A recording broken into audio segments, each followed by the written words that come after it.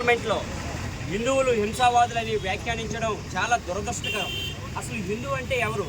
హిందువులు హింసావాదులు అయితే నువ్వెవడవని నేను అడుగుతున్నా, నువ్వెవడ పుట్టావని కూడా నేను అడుగుతున్నా.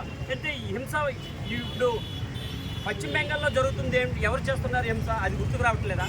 కాశ్మీర్లో హిందువులారా మీరు సమయం ఇస్తున్నాం, మీరు ఇక్కడ నుంచి ఖాళీ చేసి వెళ్ళిపోండి అని అనౌన్స్ చేసినప్పుడు ఎవరు హింసావాదులని నేను గుర్తులేదా అని నేను తెలియజేస్తున్నాను. అసలు చిన్నపిల్లడి కన్నా హీనంగా పార్లమెంట్లో ఆయన ప్రవర్తన అయితే చాలా హీనంగా ఉంది.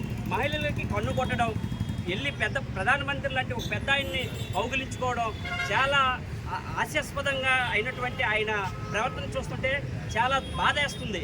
ఎందుకంటే భవిష్యత్ ప్రధాని అని చెప్పుకునేవాడు ఎలా ఉండాలన్నది ఇంత రవ్వు కూడా ఒక్క లక్షణం కూడా లేదు. కాబట్టి అలాంటి వ్యక్తిని పార్లమెంట్కి పంపించడం మన ప్రజలు, మన భారతీయులు చేసుకున్నది దురదృష్టకరం అని నేను భావిస్తున్నాను. జై శ్రీరామ్.